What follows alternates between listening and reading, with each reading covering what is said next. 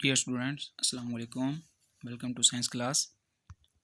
आज हमारा lecture number 8 है और यूनिट नंबर 13 जो हमने स्टार्ट किया था आज उसका लास्ट लेक्चर है, जिसमें हम क्या करेंगे, जो चूज़ द करेक्ट ऑप्शन है, क्वेश्चन नंबर 3 है आपका बुक पे, उसकी हम रिवीजन करेंगे। एक दफ़ा उसको दोबारा से रीड आउट कर लेंगे। जो स्टूडेंट्स को प्रॉब्लम थी वो क्लियर हो जाएगी। इसमें 3 प्रॉब्लम्स थे लास्ट टाइम, वो मिस्टेक हो गई थी तो वो मैं आपको क्लियर करवा दूँगा। वो एक ऑप्शन रह गया था हमारा जिसको मैंने आंसर्स में इंक्लूड नहीं था किया, तो आज दोबारा उसको अच्छे से एक दफ़ा देख लेते हैं ताकि आपकी वो कन्फ्यूजन और मिस्टेक दूर हो जाए। उसके बाद इसका आज हम चूज द करेक्ट ऑप्शन की रिवीजन करेंगे और साथ इसका जो पेज नंबर 143 आप अपना बुक का जब पेज ओपन करेंगे उस पर लिखा हुआ है क्वेश्चन नंबर 7-8 और होगा बेसिकली आपका वो 3rd और 4th लॉन्ग क्वेश्चन। बताया ना आपके 4 ही लॉन्ग क्वेश्चन से, ठीक है। तो ये 7-8 इधर लिखने का मतलब यही है कि जो बुक पे आपका 7-8 है और जब आप कॉपी पे लिखेंगे उस पर अपना लॉन्ग क्वेश्चन नंबर 3 और 4 की हेडिंग दे के फिर ही लिखेंगे, ठीक है। लास्ट टाइम बच्चों को यही कन्फ्यूजन हुई थी कि उन्होंने इधर कहा था कि सर आपने लिखा हुआ है 6 और 7, 5 और 6 लिखा हुआ है, उधर से आपने कह दिया था कि पहले 2 लॉन्ग क्वेश्चन करने हैं। तो इसीलिए आज गौर से सुन लो, ये जो लॉन्ग क्वेश्चन नंबर 7-8 है ये बुक पे उसने ये नंबर मेंशन किया है, लेकिन जब आप कॉपी पे करेंगे 2 लॉन्ग क्वेश्चन आप पहले कर चुके हैं और आज की डेट लगा के आपने नेक्स्ट ये 2 लॉन्ग क्वेश्चन 7 और 8 वाला करने हैं, ठीक है। ये हम स्टार्ट करते हैं। चूज़ द करेक्ट ऑप्शन में सबसे पहला है sliding friction can be converted into rolling friction. हम किस चीज़ को यूज़ करते हुए स्लाइडिंग फ्रिक्शन को रोलिंग में कन्वर्ट करते हैं, तो उसका ऑप्शन क्या था, बी बॉल बेयरिंग, ठीक है।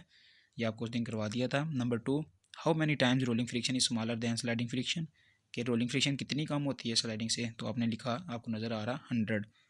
नंबर 3 है the energy lost by friction appears in the form, कि जो एनर्जी लॉस होती है फ्रिक्शन से वो किस फॉर्म में अपीयर होती है, तो वो आपने लगाना है ABC, तीनों टाइप से, मतलब हीट की फॉर्म में भी, लाइट की फॉर्म में भी और साउंड की फॉर्म में भी। नंबर 3 है unit of coefficient of friction, कि जो फ्रिक्शन है ना, कोएफिशिएंट ऑफ फ्रिक्शन इसका यूनिट नहीं होता, उसकी रीज़न आपको बताई थी, ये रेशो होती है, इसलिए आपने नॉन लगा देना, डी। नेक्स्ट था फ्रिक्शन ड्यूरिंग मोशन, मोशन के वजह से जो फ्रिक्शन होती है वो आपको पता है काइनेटिक है, C. The friction just before the motion of a body, before का मतलब है कि मोशन से पहले जो उसकी होगी ना फ्रिक्शन, उसको हम क्या कहेंगे, स्टैटिक फ्रिक्शन। जो फ्रिक्शन है आपको पता है उसका फ़ायदा भी है नुकसान भी है, इसलिए हम इसका सी लगा देंगे, A एंड B ऑप्शन, ठीक है। इसका 8 वाला है which of the following is true, कौन सा ट्रू है इनमें, तो आप क्या लगाएंगे, सी वाला जो आपको लगाया था, rolling friction is less than sliding friction. अपनी बुक्स ओपन करो और इधर से ये अपने आपने जो आंसर्स हैं मैच कर लो, अगर किसी ने कोई मतलब मिस्टेक की हुई थी वो अपनी ठीक कर ले, ठीक है। नेक्स्ट आते हैं अपने लॉन्ग क्वेश्चन की तरफ। तो आज के हमारे 2 जो लॉन्ग क्वेश्चन आपको नज़र आ रहे हैं, इधर देखो क्वेश्चन नंबर 7 और 8 लिखा है, लेकिन जो बनेगा आपका जो लॉन्ग क्वेश्चन नंबर 3 और 4 वाला ही, ठीक है। मतलब जो भी आपको पेजेस डेली सेंड करता हूँ मैं, उसी का आपने होमवर्क करना है, ठीक है। मैं आपको इधर से मतलब वीडियो में भी आपको नज़र आ जाएगा और वही पेजेस मैं आपको ग्रुप में शेयर कर देता हूँ ताकि आपके लिए आसानी हो, आप वहाँ से इजीली देख के कॉपीज़ पे नोट कर सकें, ठीक है। नेक्स्ट क्वेश्चन नंबर 7 की तरफ चलते हैं। क्वेश्चन नंबर 7 है why the static friction is always greater, कि स्टैटिक फ्रिक्शन जो सी होती है वो ज़्यादा होती है काइनेटिक फ्रिक्शन से, क्यों, उसका आंसर हम देखते हैं जी। तो इसमें क्वेश्चन नंबर 3 है why static friction is always greater than kinetic friction, की स्टैटिक फ्रिक्शन ज़्यादा क्यों होती है। Static friction that holds an object, static friction कौन सी होती है, जो ऑब्जेक्ट को होल्ड करती है in place, is greater than, वो ज़्यादा होती है काइनेटिक फ्रिक्शन से, that slows down a moving object, जो मूविंग ऑब्जेक्ट को क्या कर देती है, स्लो डाउन कर देती है। इन अदर वर्ड अगर हम उसको दूसरे अल्फाज में बयान करें, once you start moving an object, जब आप स्टार्ट करते हो एक ऑब्जेक्ट को मूव करवाना, द फ्रिक्शन डिक्रीजेज, उसकी फ्रिक्शन क्या हो जाती है, कम हो जाती है, from static friction, static friction से holding the object in place. You are have trying to slide a heavy box cross the floor, it may be very difficult to move but once it start sliding it easier to push. तो इसमें पता है क्या कह रहा है, वो कह रहा है कि अगर एक बहुत हैवी ऑब्जेक्ट है, अगर आप उसको स्लाइड करवाना चाहते हैं, स्टार्ट पे आपको बहुत ज़्यादा फोर्स लगानी पड़ेगी उसको मूव करवाने के लिए, और जब वो एक दफ़ा मूव कर जाएगा फिर आपको पहले से थोड़ी कम फोर्स लगा के भी आप उसको उसकी मोशन को कंटिन्यू रख सकते हैं। क्लियर हुआ, क्या कहने का मतलब था उसका, कि अगर एक ऑब्जेक्ट रेस्ट फॉर्म में है उसको उसको स्टार्ट करवाना बहुत मुश्किल है, ज़्यादा फोर्स लगानी पड़ती है, क्यों, स्टैटिक फ्रिक्शन ज़्यादा है, और जब वो उसमें काइनेटिक फ्रिक्शन आ जाती है तो फिर हम इजीली उसको मूव करवा सकते हैं। फॉर एग्जांपल अगर हम एक कार की एग्जांपल लें, ठीक है, अगर एक कार है उसको मतलब उसका फ्यूल ख़त्म है, तो अगर 2 पर्सनस उस पर फोर्स लगा रहे हैं तो वो मूव नहीं कर रही। अगर हम 3 पर्सनस उस पर फोर्स लगाएंगे तो उसने मूव करना स्टार्ट किया, और बाद में जब वो मतलब मूव करना शुरू कर देगी तो फिर 3 की बजाय 2 पर्सनस भी इस पर फोर्स लगाएंगे ना, तो वो कंटिन्यू रहेगी। इसका मतलब क्या है, स्टैटिक फ्रिक्शन ज़्यादा है, काइनेटिक फ्रिक्शन कम है। कि स्टैटिक फ्रिक्शन में जब बॉडी रेस्ट में है तो ज़्यादा फोर्स लगानी पड़ती है, लेकिन जब वो एक दफ़ा चल पड़ती है फिर हम पहले से कम फोर्स पे से भी चीज़ को मूव करवा सकते हैं। इसीलिए वो कहता है स्लाइडिंग फ्रिक्शन ज़्यादा होती है काइनेटिक फ्रिक्शन से। अब नेक्स्ट आते हैं हम अपने क्वेश्चन नंबर 4 की तरफ, जो बुक पे क्वेश्चन नंबर 8 उसने मेंशन किया हुआ। ठीक है, क्वेश्चन नंबर 4 है what are disadvantages of friction. जो फ्रिक्शन है ना, तो हमने पढ़ा था इसके फ़ायदे भी हैं नुकसान भी हैं। जो डिसएडवांटेजेस हैं उसको हम डिटेल से डिस्कस करते हैं। Disadvantages of friction are given below.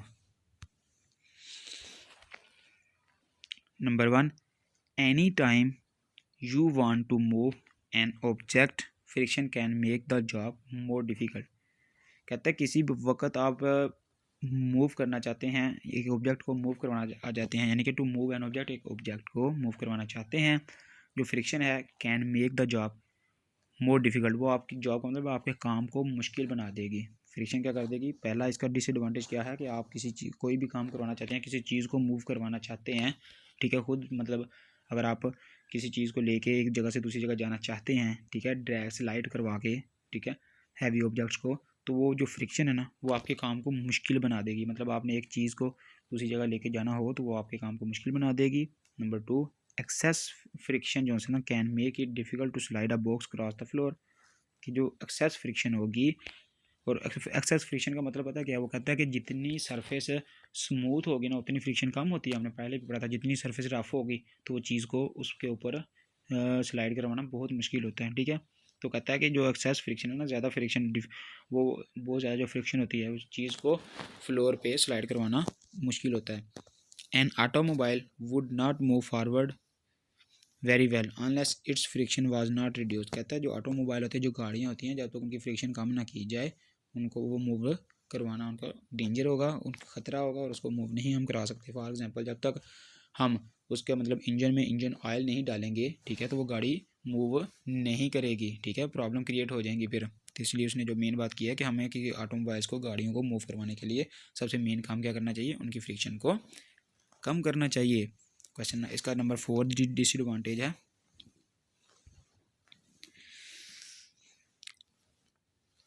Oil is needed to lubricate the engine and allow its part to move easily. जो ऑयल है तो वो क्या करता है, ज़रूरत होती है उसकी, जो क्या करता है इंजन को लुब्रिकेट करता है, ठीक है, उसकी फ्रिक्शन को रिड्यूस करता है और उसके पार्ट्स इजीली मूव कर सकते हैं इंजन के। ठीक है, and allow it to parts to move easily, फिर वो इजीली एक ऑब्जेक्ट मूव कर सकता है। ठीक है, हम डिफरेंट मशीन्स में भी ये ऑयल यूज़ कर देते हैं, ठीक है, ताकि वो प्रॉपर स्मूथ वर्किंग करे। तो ये थे आपका आज का लेक्चर, जिसमें आपने क्या किया, जो क्वेश्चन नंबर 3 था चूज़ द करेक्ट ऑप्शन वाला, उसकी आपने करेक्शन कर ली और उसको एक दफ़ा अच्छे से रीड कर लिया। उसके बाद जो क्वेश्चन नंबर 3, 4 थे वो आपको समझा भी दिए गए हैं, और अब आपने इसका होमवर्क करना है। तो आज आपका होमवर्क कंप्लीट होना चाहिए इस चैप्टर का, कि सिलेबस पेज भी बना हो, यूनिट पेज भी बना हो, और उसके बाद नेक्स्ट आपने इसके ये क्वेश्चन कंप्लीट कर लेने हैं। तो मैं इसकी जो क्वेश्चन है दोनों इनकी पिक भी सेंड कर देता हूँ आपको, और उसके बाद ये लेक्चर आप अच्छे से देख लीजिएगा। अगर कोई प्रॉब्लम होगी किसी बच्चे को तो वो मेरे से पूछ सकता है बाद में।